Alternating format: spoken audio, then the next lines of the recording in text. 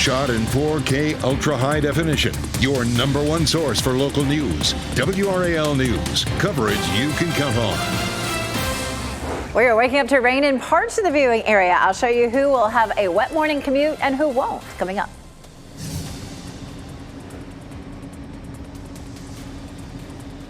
Day one of the North Carolina State Fair starts in just a couple hours. I'll tell you everything you need to know.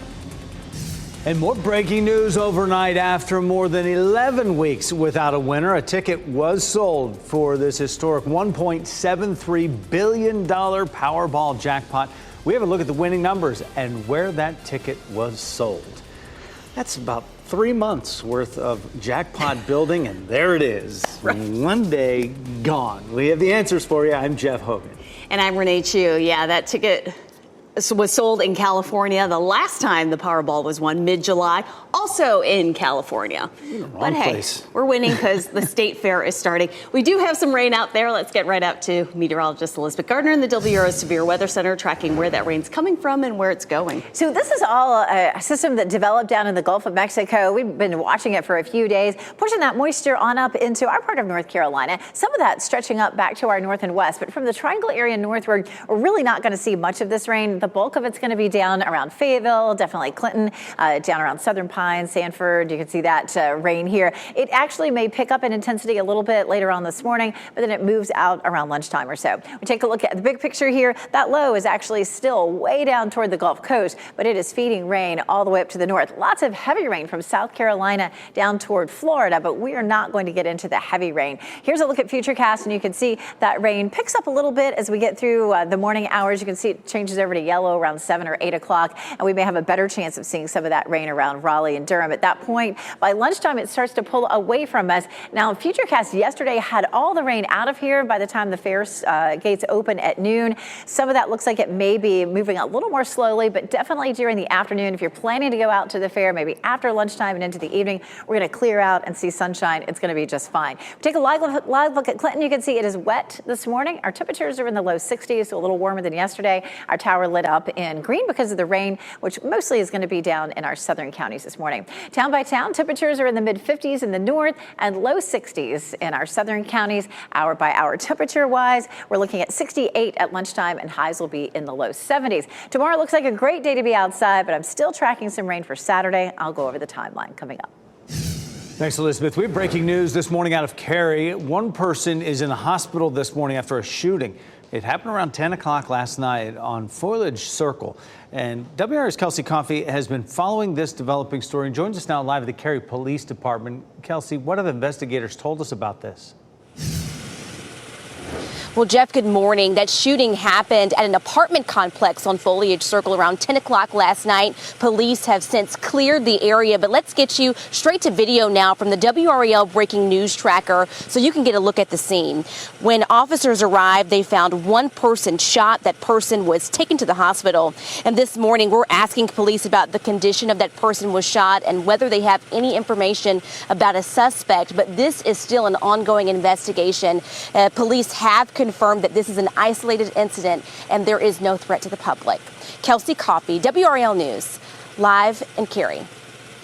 An investigation is underway after a woman's body was found in a field in Fayetteville. A man was walking his dog near Fieldcrest Street and Cedric Street last night just before 8 when he saw the body. Police have not released the woman's name yet. If you have any information that can help, call Fayetteville Police. Israel continues to hit Gaza with large-scale strikes as the war there enters its 6th day. This is a live look in Gaza right now. We have learned within the past 30 minutes the death toll there has passed 1,200 people and over 5,000 are injured. Israel has placed 300,000 reservists near the border as potential for land invasion looms. Meanwhile, talks are underway to allow U.S. and Palestinian civilians to leave Gaza through Egypt. Several other countries, including Canada, are sending flights to evacuate their citizens. Breaking this morning, we finally have a winner. A winning ticket sold for the $1.73 billion Powerball jackpot. It was purchased at the Midway Market and Liquor Store in Frazier Park, California. That's a small community between Bakersfield and Los Angeles.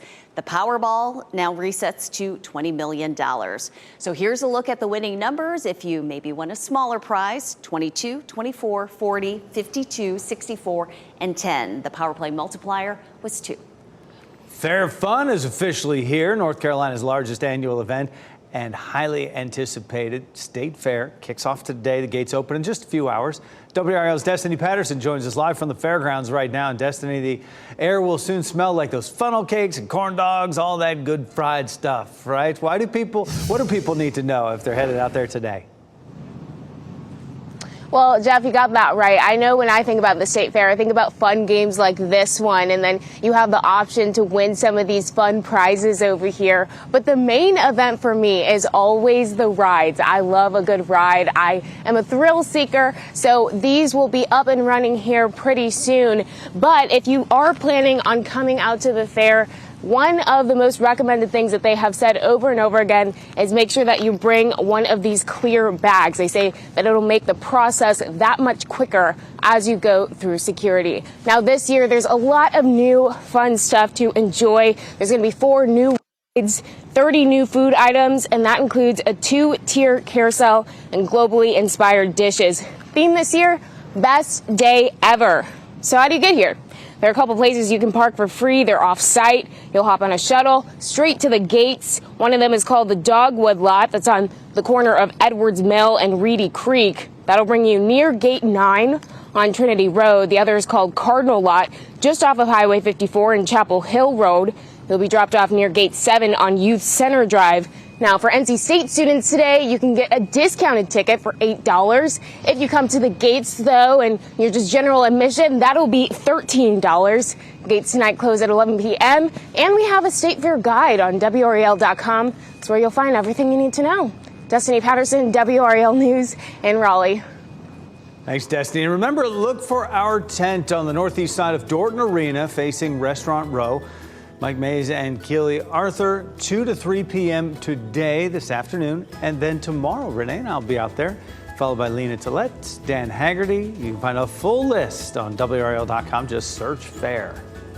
Happening today, we'll get more insight on where the economy stands today. The Consumer Price Index report is due this morning at 8:30. This new data will look at information from last month. Today's report comes just a day after the Producer Price Index report was released, and that showed wholesale inflation rose by 0.5 percentage point in September, which was a little more than expected. This afternoon, UNC students and Starbucks union workers will rally for company leaders to negotiate a fair contract with workers. That'll happen today at 4:30 outside the annual UNC-sponsored Frontiers of Business Conference at the Carolina Inn. A Starbucks board member and the vice president will be speaking at that conference. Starbucks Workers United want workers to feel they can ask for a new contract without fear of retaliation. 7 seconds left in this PK. Slavin with it, and he scores! Short-handed! Caniacs are waking up ecstatic after the Hurricanes opened the season at home with a 1-0 win over the Ottawa Senators. Brady Shea and Jacob Slavin scored in the third period to break the 3-3 tie. Captain Jordan Stahl led the way with a goal and an assist. Head coach Rod Brendamore says the crowd last night was electric. You know, every year you start fresh, but just the enthusiasm from the crowd here it's game one. We got 82 more of these and 41 or whatever it is, 40 more home games, and that was electric in here, and those are special moments really when it's like that. That was great. And they won it 5-3 last night. The Canes will be in Los Angeles this weekend to take on the Kings, and that game is happening at 10:30 Saturday night. And also reason to cheer after the victory. The Canes beat the Senators, of course, in the home openers. We just showed you at PNC. Fans we spoke to leading up to the game and afterwards talked about the high expectations for the team this season, with the goal being Stanley Cup champs, not just making the playoffs. Caniacs at the home opener took note of the team's performance on ice. It looked better, a lot better, more chances. Yeah. Yes. They've shown, I think we could go this year.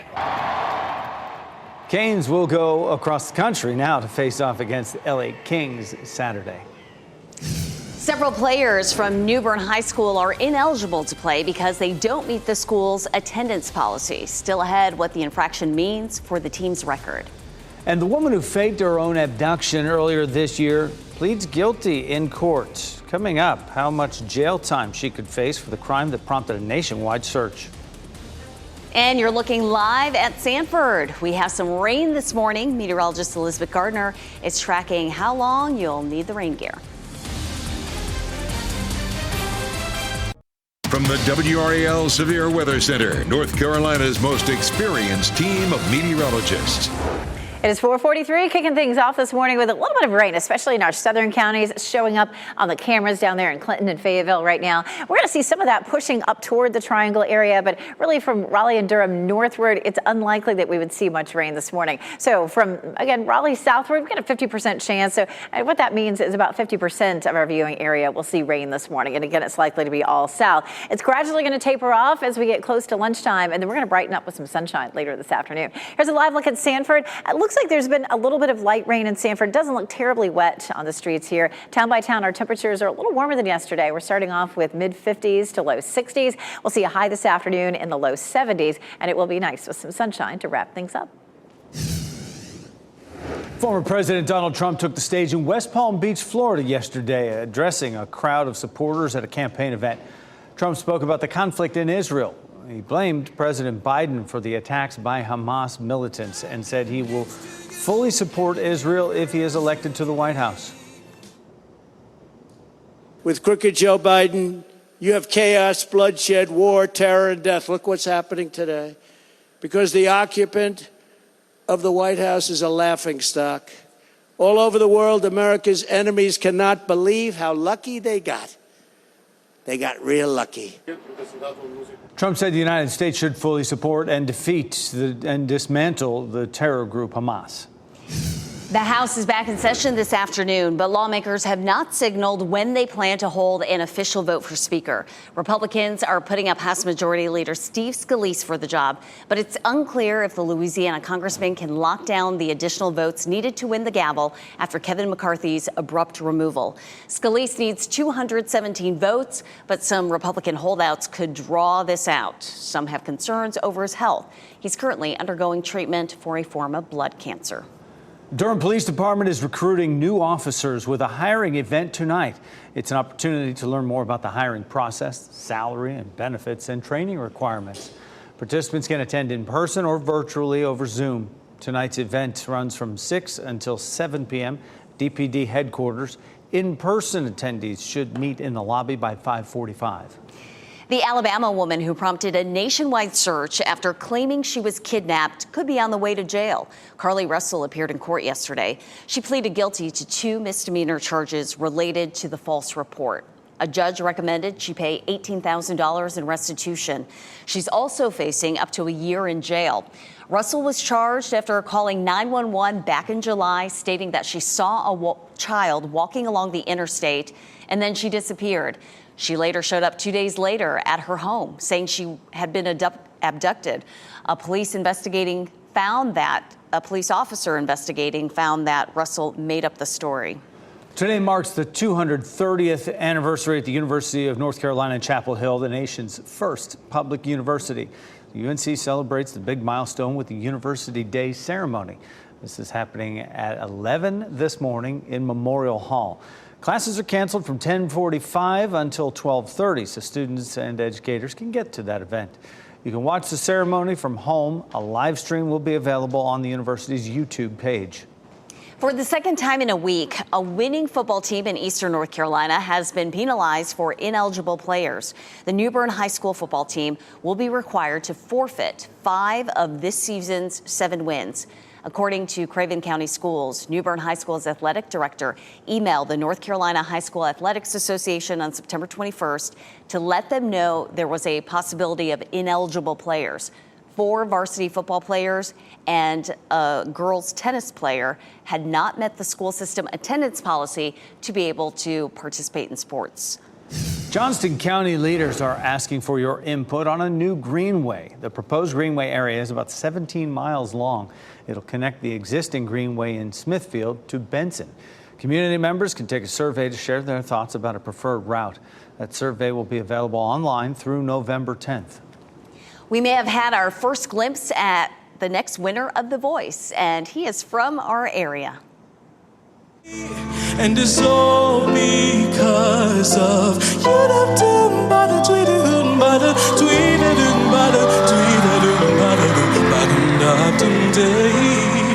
all because of What a velvety voice. All 4 judges turned their chairs for Caleb Sasser from Goldsboro. He crooned his rendition of Another Sad Love Song by Toni Braxton. It was a hard sell from all of the coaches, but when it came down to it, Caleb decided to go with John Legend. Can't wait to see how far his journey goes. And he can really hit the high notes. It's 4:48 now. Let's get to meteorologist Elizabeth Gardner, where there is a lot of green on our radar.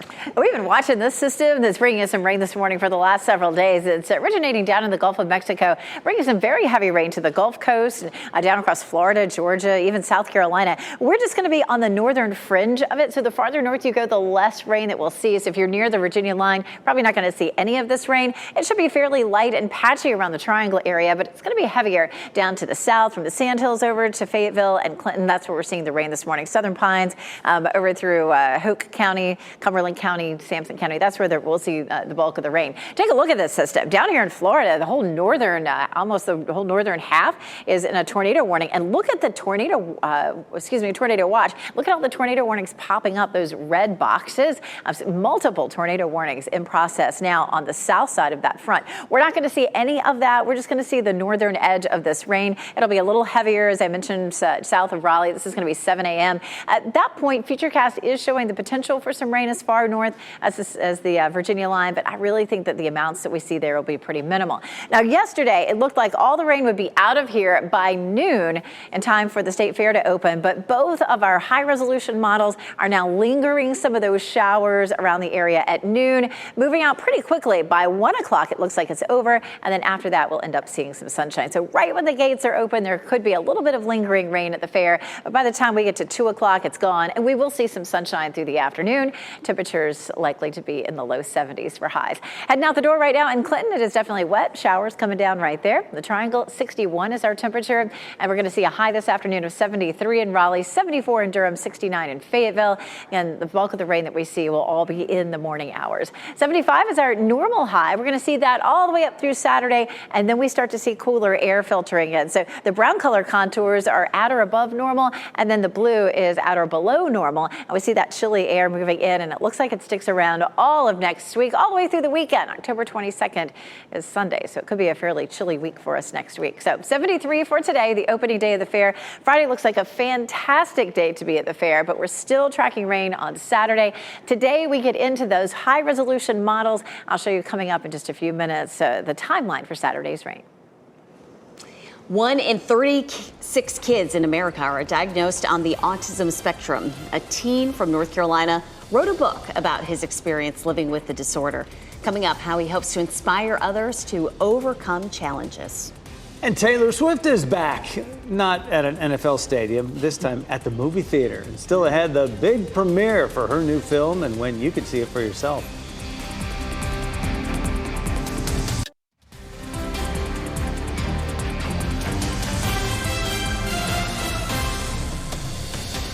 Welcome back. It is 4:54. A dry start for us in Raleigh, but some of our southern and eastern communities are seeing rain this morning.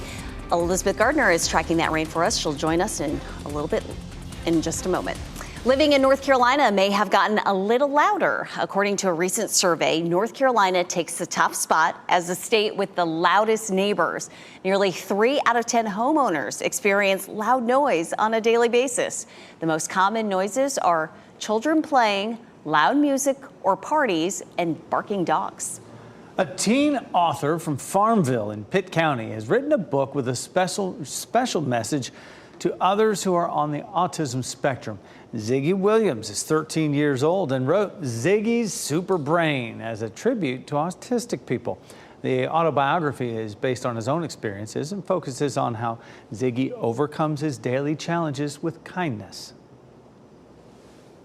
I want our kids to know what it is like to have autism, and that it's okay to be unique in your own special way. It sure is. Ziggy and his mom also founded a nonprofit raising money for people with autism. They hope to someday open a sensory center in eastern North Carolina.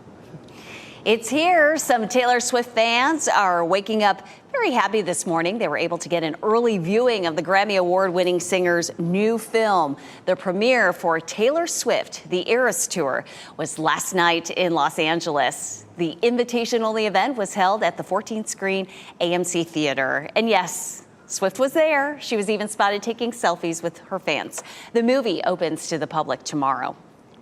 And stick around this morning. Coming up on Today, Emily Ikeda gives us an inside look at the glamorous premiere just feet away from Taylor Swift herself. Next at 5, breaking news out of Cary, where one person is in the hospital after a late-night shooting. We have the latest from that scene. Plus, a 9-year-old from our state is suing for access to gender-affirming medical care. Why the child's parents, doctor, and LGBTQ rights groups say the state's new law is unconstitutional. And the largest event in the state returns to Raleigh today. It's opening day for the North Carolina State Fair. Everything you need to know before you head out to the fairgrounds. It's just ahead at 5.